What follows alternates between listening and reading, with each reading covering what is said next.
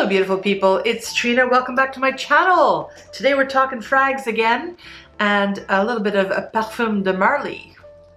Parfum de Marly is one of the most hyped up brands I've seen on the internet in recent years.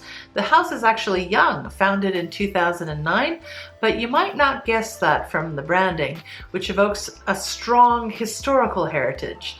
In fact, the brand is inspired by the decadence and perfumed court of the Chateau of Versailles. The Bey of Tunis gifted Louis XVI with a beautiful Godolphin Arabian steed, and the king then commissioned paintings of this and other horses in 1743, and that's why you have this misleading 1743 date stamped on the bottles. The Marly horses, or the paintings I mean, not the actual animals, were some of the only bits of the estate to have survived the French Revolution. Fantastic marketing, way to go Julien Sprecher, or Sprecher. Sprecher, I think that's a German name. He's the company founder. Back in 2014, I tried PDM, or Parfum de Marly, for the first time with a sample of Darcy, and I remember it standing out from a package of other samples I got from Scent-Trunk, a perfume subscription service I was subscribed to for a time. So I've known of the brand for a while and actually do have a handful of samples, which I'll probably share with you at a later time. But I wanted a full bottle of something from Parfum de Marly, and I figured my first full bottle purchase was probably going to be either Delina or Herod, which just sound wonderful. But as it turns out, and I have smelled them, so they are wonderful, but it turns out my first experience with the brand is this red bottled outlier of a beast. It's called Kalan. And this is a newer fragrance. I believe it was launched in 2019. I think it might be the newest concoction in my collection, actually. I could be wrong.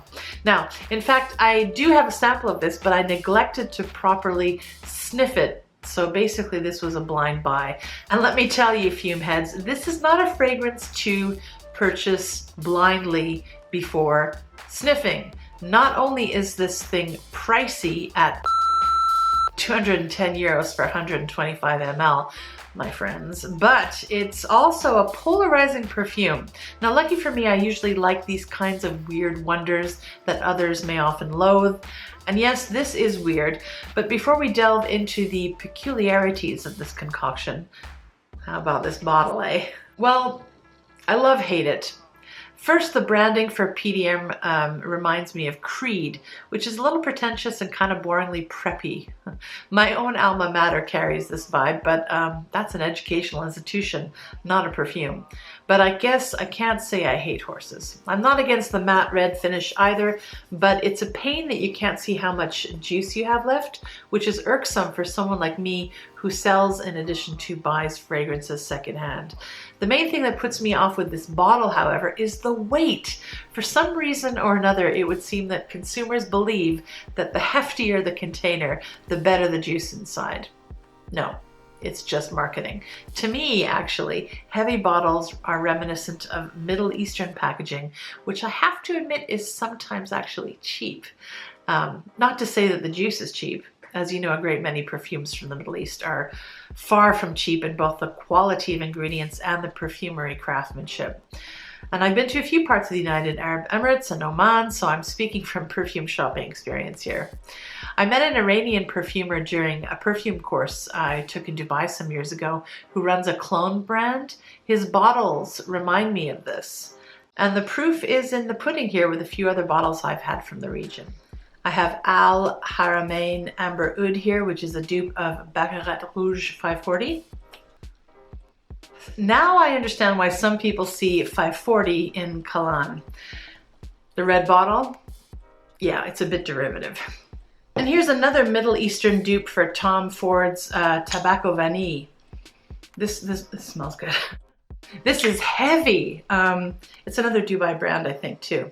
An almost full 250 ml bottle of Dior, this is nice too, is perceptibly lighter than this 125 ml bottle of Kalan. So yeah. But here's a French house with a Middle Eastern vibe that does pretty much the opposite. These are aluminum. Now, I'm not saying I like this design, but I much prefer the weight. Why? Well, quite simply, until 2020 hit, I've been someone who travels a lot and who moves around a lot. And this like weapon heavy or dumbbell strength bottle just simply doesn't fit my lifestyle. It's totally impractical. This, on the other hand, doesn't break. So it totally is, although this thing here is like a ninja.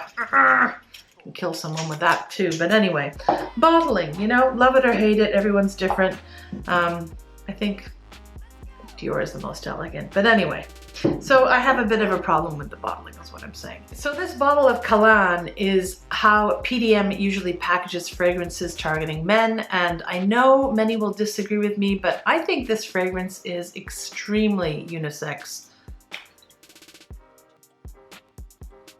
Yeah, but you know, even if this fragrance were meant to be unisex, I don't think our world has progressed to the stage where you can package unisex fragrances in traditionally feminine looking bottles and successfully make a sale to men, sadly. So if this were branded as unisex, and actually it is on some websites such as Fragrantica, the bottle choice would not be a surprise. Okay, let me stop with the bottle preamble and get to the juice already.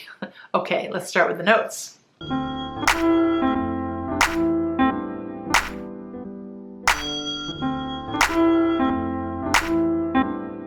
Parfum de Marly website gives a note breakdown that's a little simpler than what I just gave you there.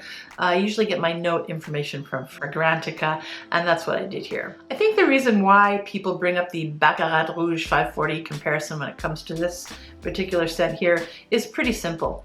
Baccarat Rouge was a groundbreaking fragrance that took the molecule idea, like the one from Eccentric Molecules, another game-changing fragrance brand from a few years earlier, and Francis Kirdejean basically elevated that idea to supreme divinity.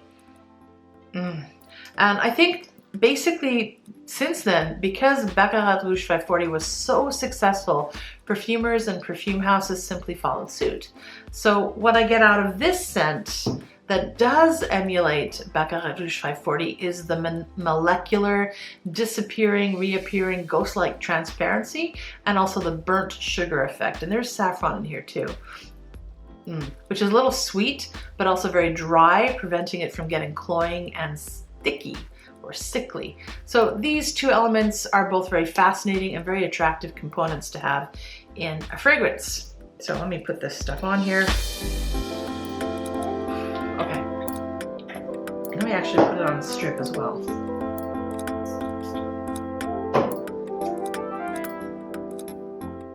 Okay, so there's a lot of alcohol on this on the top. I have to wait for it to settle. And I admit I don't get much of the orange and pepper it's supposed to have, but instead I get this really creamy, pungent, plasticky soup with a non-spicy sweet spice seasoning. It's an exotic rice pudding, if you will. And this is it's an oriental. It's almost spicy, but to me not. It's almost gourmand, but not quite. Well, I guess it is gourmand. But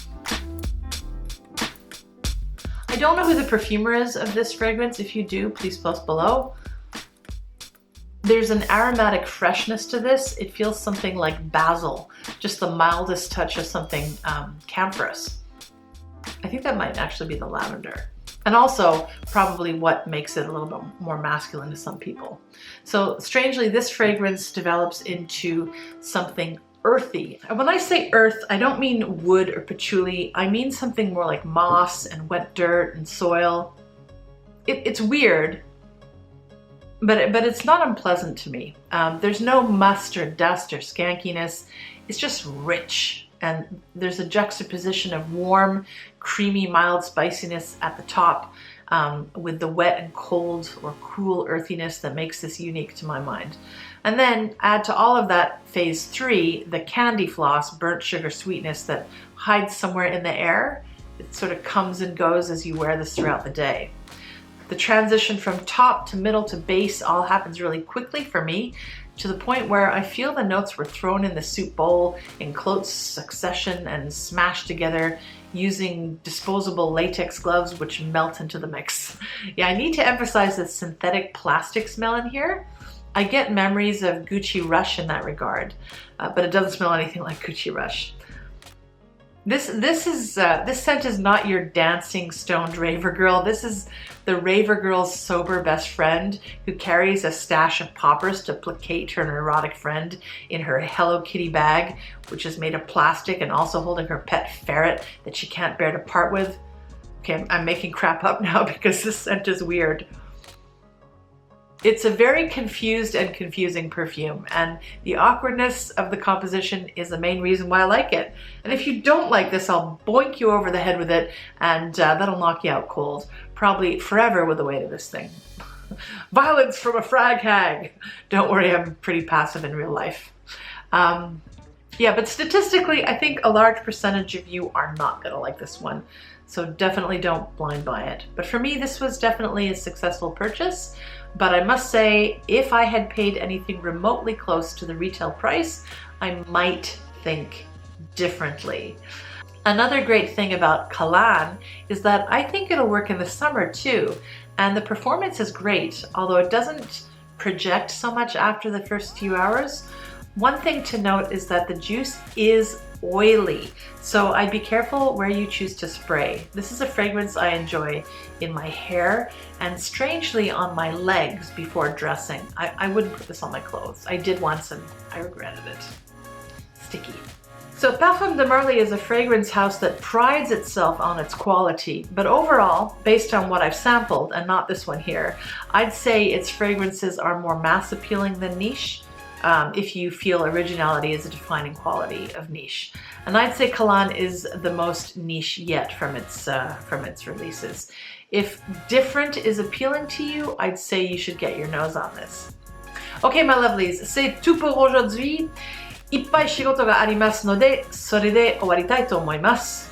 Do like and subscribe, and we'll see you next week. Frag Hag, Scent Gourmand Bag Hag, signing out, my lovelies. Mwah!